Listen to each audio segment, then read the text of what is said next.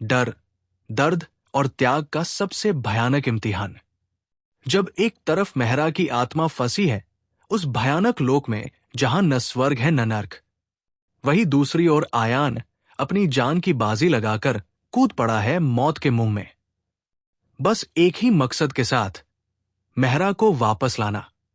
लेकिन क्या वो उन डरावनी आत्माओं से बच पाएगा? क्या वाकई किसी इंसान का प्यार काली ताकतों से जीत सकता है? देखिए आमी डाकिनी का आज का दिल दहला देने वाला एपिसोड। वीडियो शुरू करने से पहले कृपया हमारे चैनल को लाइक और सब्सक्राइब करें और लेटेस्ट अपडेट्स कभी मिस न करें। इसके लिए बेल आइकन दबाना न भूलें। अब चलिए वीडियो शुरू करते हैं। चौधरी परिवार स्तब्ध होकर देखता है जब डाकिनी शापित दुपट्टे को लेकर मीरा से भिड़ जाती है। मीरा किसी तरह दुपट्टा छीनकर हवन कुंड में फेंक देती है, लेकिन डाकिनी तुरंत पलटवार करती है और मौसम को भयानक रूप से बदल देती है। मीरा दुपट्टे को जलाने की कोशिश कर ही रही होती है कि डाकिनी और उसके वश में आया हुआ आयान उस पर हमला कर देते हैं। उसी समय अर्नब और विनीत वहां पहुंचते हैं और मिलकर हवन में दुपट्टा जलाते हैं। डाकिनी की चीख गूंजती है, आसमान साफ हो जाता है और आयान की चेतना लौट आती है, लेकिन मीरा बेहोश होकर गिर पड़ती है। हवेली में रामाचार्य भयानक खबर सुनाते हैं।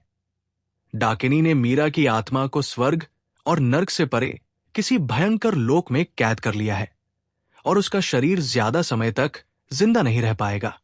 आयान ये स्वीकार करने से इनकार करता है और किसी भी कीमत पर मीरा को वापस लाने की कसम खाता है।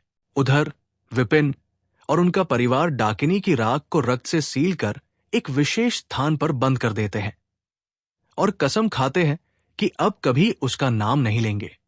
आयान तर्क को धता बताते हुए अर्नब, बबलू और साधुरिका को लाल भवन ले जाता है।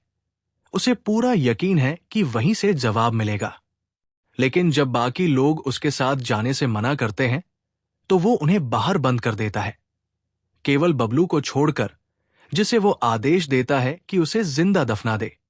बबलू विरोध करता है, लेकिन आयान जिद करता है कि यही एकमात्र रास्ता है मीरा तक पहुंचने का। जैसे ही मिट्टी उसके ऊपर गिरती है, आयान डाकिनी के विकृत और भयावह लोक में प्रवेश कर जाता है, जहां पहले से इंतजार कर रही आत्माएं उस पर हमला कर देती है। अब समय बहुत कम है, न सिर्फ मीरा की आत्मा के लिए बल्कि आयान के जीवन के लिए भी।